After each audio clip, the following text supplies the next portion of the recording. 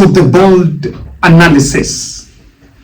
I have watched the CCTV footage from Lagat Hospital, and it is very clear that the two people that are behind bars, and we are being told that those are the people that are being accused of killing Albert Ojwang. That story is a big lie. And after a critical review of the story, the CCTV footage from Lagat Hospital that Citizen TV has retrieved, I want us to watch that and really interpret what you can see from that CCTV footage. Kanda hii ya CCTV katika hospitali ya Lagat inapata gari la polisi likiingia ndani ya hospitali polepole saa 7:35 usiku wa manane tarehe 8 mwezi huu. Maafisa watatu wa polisi wakikaa mbele ya gari wakishuka. Wawili wanasimama kando na kuanza kujadiliana na kuondoka kwa mwendo wa aste wakifuatwa na mwenzao. Nyuma ya gari hilo, marehemu Albert Ojwang anasalia bila ya kuangaliwa na yeyote.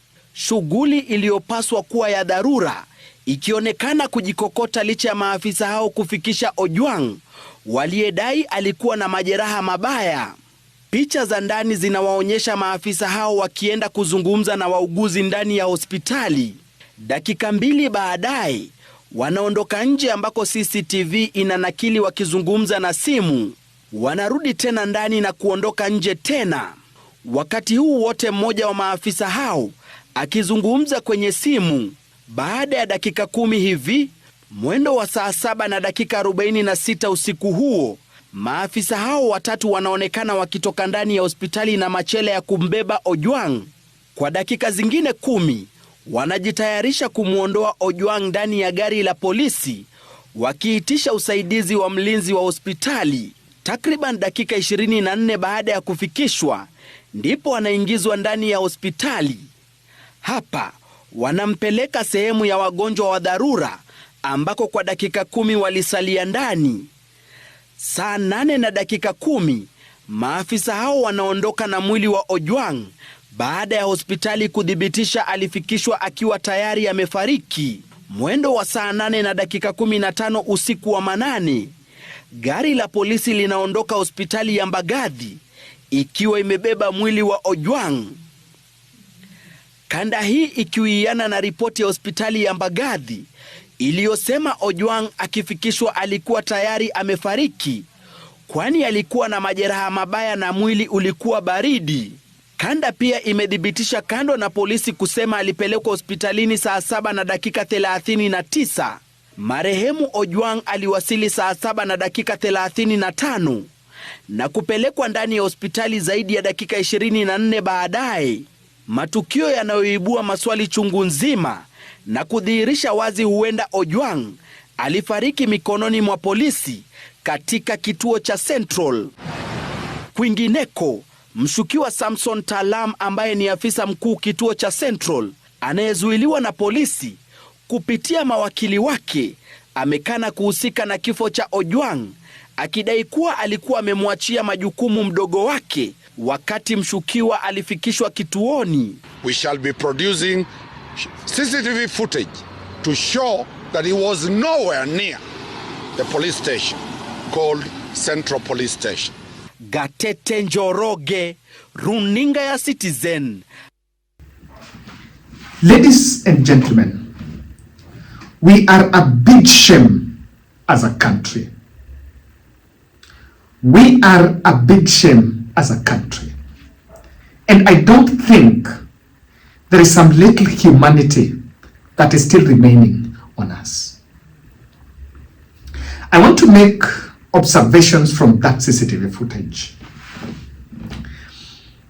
When you review, and even as of the narration of the reporter, number one, even before we analyze the video, I want to appreciate the Citizen TV for digging through this story I did an analysis, and during the day, I did tell you that the state was very keen to kill the stories about Albert Ojwang.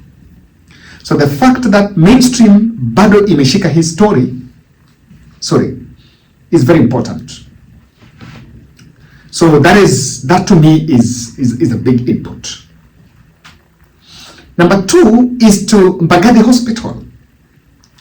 Of course, we've been asking that even the establishments around the town, there have been a challenge that all those people who have business and houses around the exit roads of Nairobi, they should all review their CCTV footages to see if they can track even the car that carried Albert Ojwang. Let's get to the video. When the police arrived at the hospital, there was no sense of urgency. Number one, I know that when they are carrying someone who is sick, and there were actually people who went there, ili mgonjwa atibiwe, you would have seen urgency, because number one, being that they are police officers, they would have privilege. I've seen someone arguing that probably there were less stretchers, and that is why it took them time to get the stretchers. There was no urgency to treat, because probably the person they were carrying was not someone that needed treatment, and taking there was just a formality. That is one observation I can make. The second observation is the fact that I am seeing more than 2 police officers, and I want to believe plus the driver.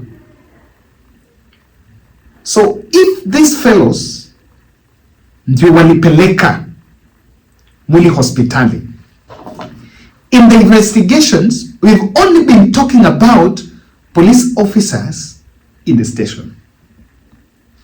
The IPOA and the investigation team should quickly look for those who took Albert to the hospital. They have an answer. Yes, they have an answer. When this investigation is being done, the police officers who took Albert to the hospital, they can tell us the situation around Albert. That's one thing. As to whether Albert died on the way or was brought there already dead, that is very clear. Number 2,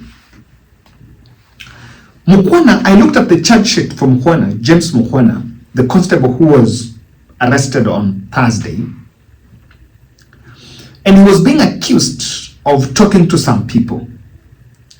Now, when you review that CCTV footage, you can see the officers are looking restless. And that is to show that they were talking to someone. What does this mean? That in the whole thing, there are so many other characters were involved.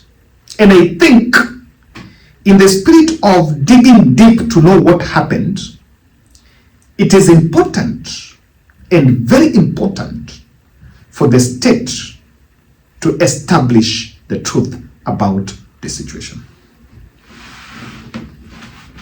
It's very important for the state to establish what exactly happened. Who are these people that were being called to give a statement about it? The other observation, when on Sunday, last Sunday, when this information came out, those who are going to Mbagathi, those who are going to the central, were being told, Enda, will go Mbagathi. So there was some, hide and seek games about where the body is.